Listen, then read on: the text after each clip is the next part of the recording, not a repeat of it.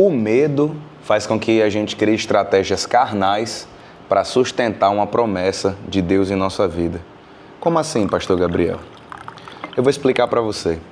Muitas vezes nós queremos sustentar aquilo que Deus preparou para a gente pela nossa própria mão, ou pela nossa própria estratégia, ou até mesmo pela nossa própria sabedoria, inteligência, capacidade, enfim. Eu sei que quando nós estamos com medo, a gente fica com medo de perder aquilo que Deus tem preparado para a gente. E nos capítulos de hoje do nosso devocional, se você já tiver preparado seu café, fique à vontade, sinta-se servido para tomar esse café junto com a Bíblia aqui comigo. Nos capítulos de hoje, que é Gênesis 20 até Gênesis 22, no capítulo número 20, Abraão torna a reincidir em um erro. Qual erro? Ele dizer que Sara era sua irmã. Nós sabemos que Sara era irmã, metade irmã, meia-irmã de Abraão, porque ela era parente dele. Não era de pai e mãe, mas tinha uma filiação aí, era uma irmã postiça, meio-irmã.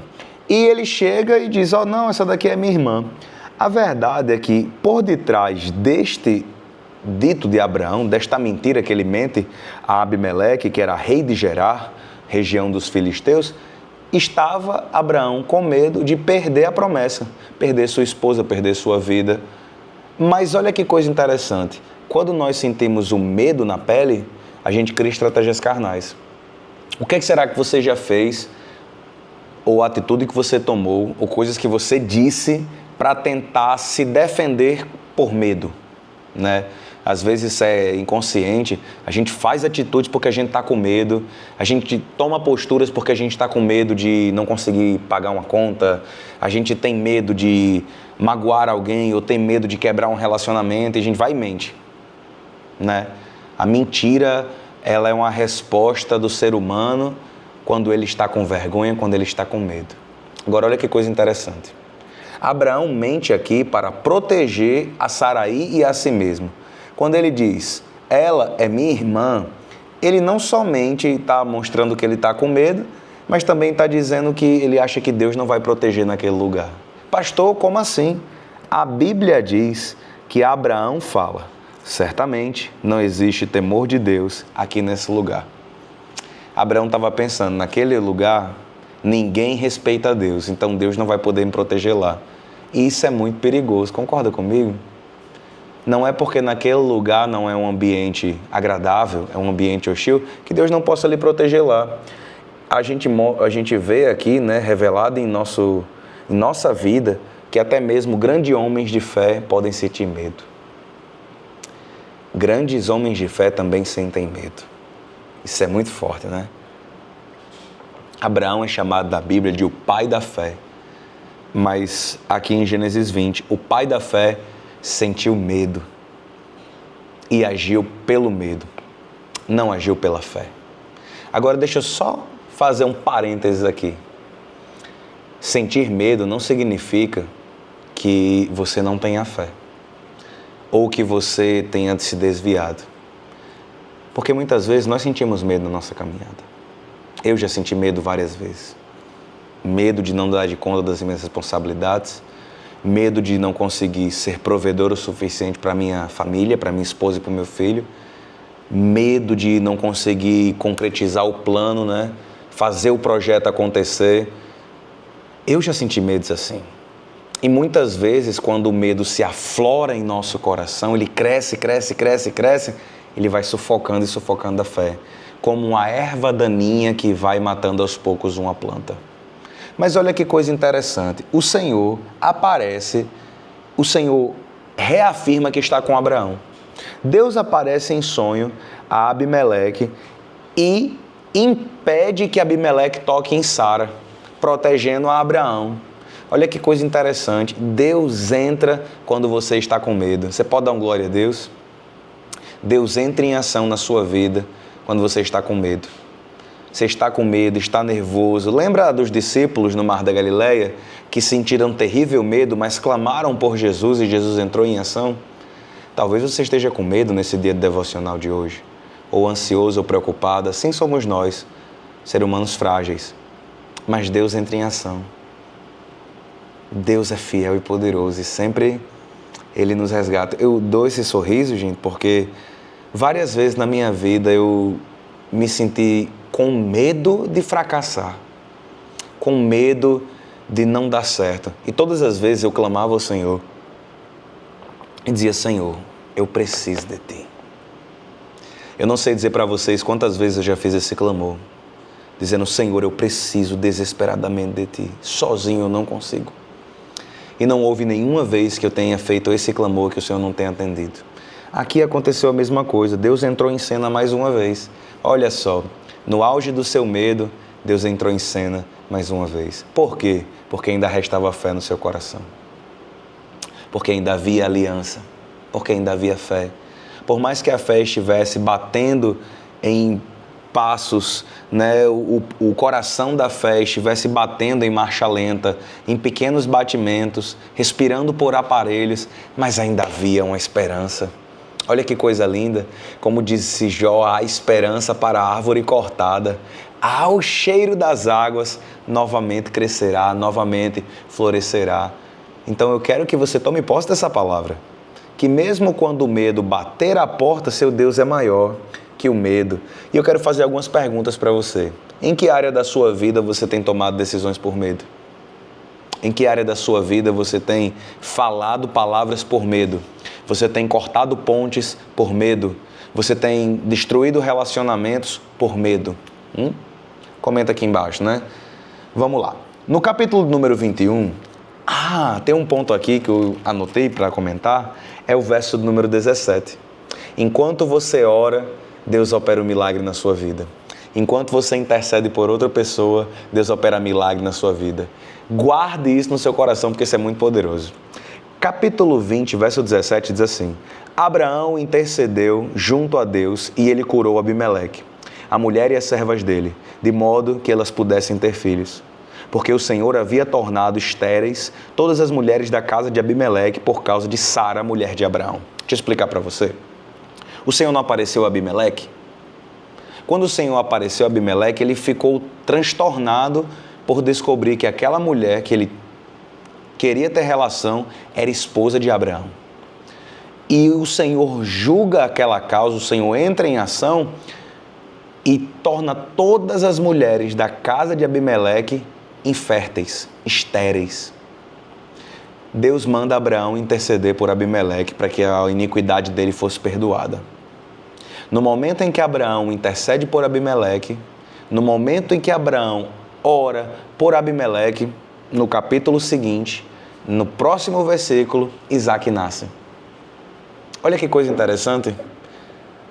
Primeiro você intercede e roga a Deus. Primeiro você abençoa a vida das outras pessoas.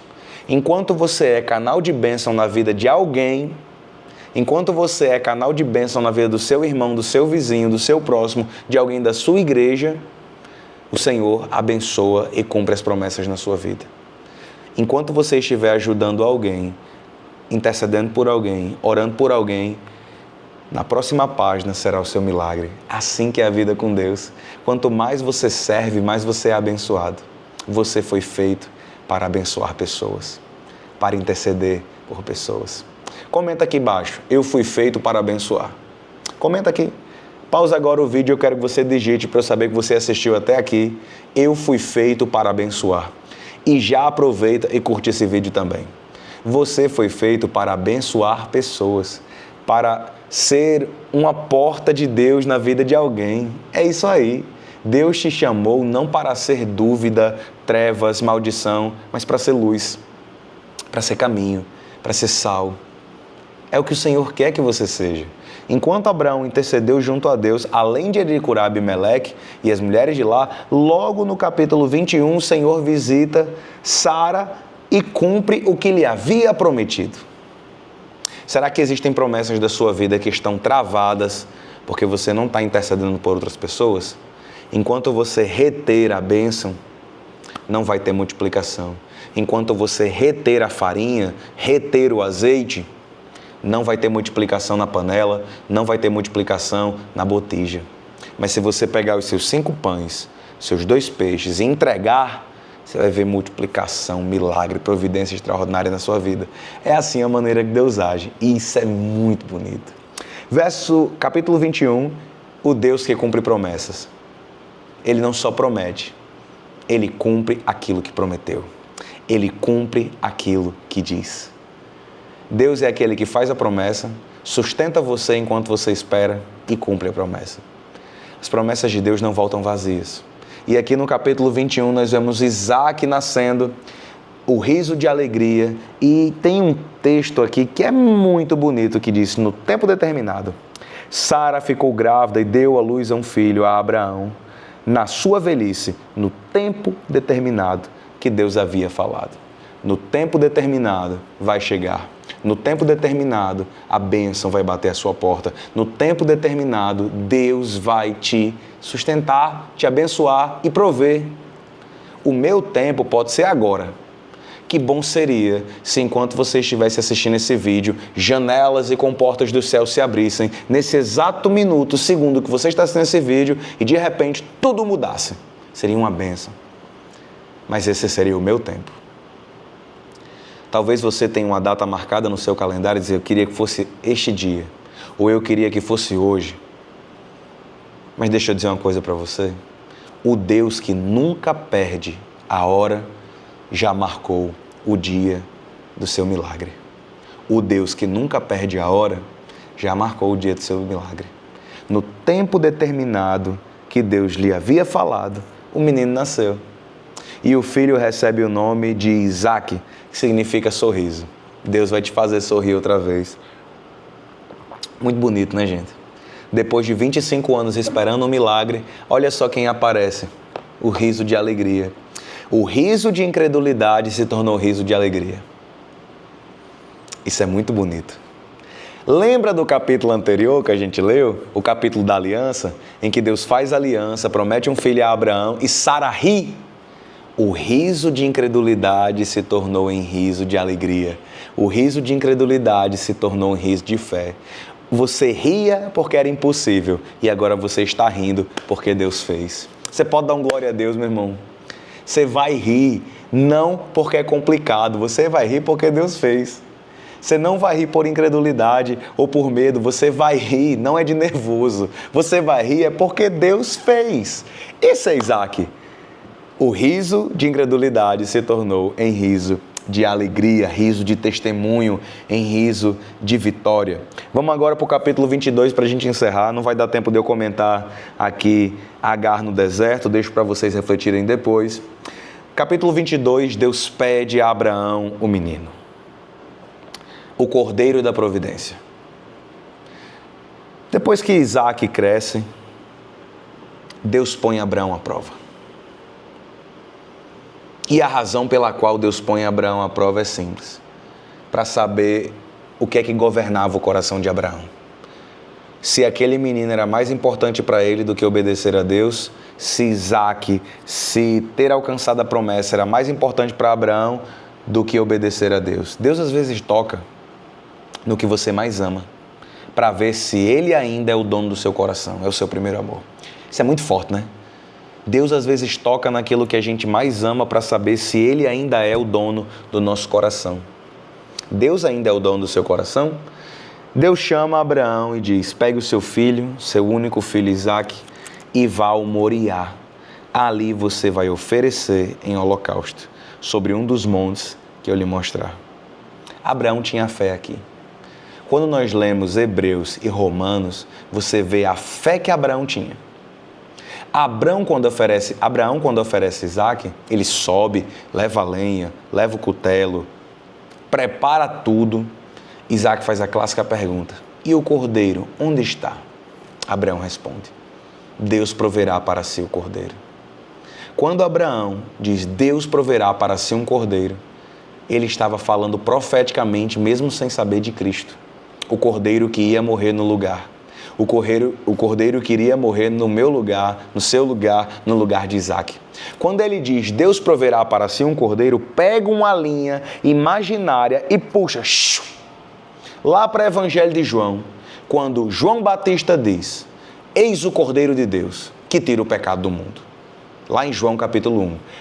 pega aqui uma linha imaginária e você puxa de Gênesis 22 e joga lá para João capítulo 1. Eis o Cordeiro de Deus que tira o pecado do mundo. O Cordeiro da providência de Abraão é aquele que João Batista disse. Está aí. É esse aí que Abraão profetizou. Abraão creu que Deus iria prover e que mesmo que ele tivesse que oferecer Isaque, Deus era capaz de ressuscitar ele dentre os mortos.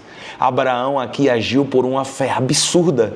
Ele não deixou-se dominar pelo medo, mas venceu o medo com sua fé, crendo que Deus era capaz de ressuscitar Isaque dentre os mortos. Você lê isso lá em Hebreus.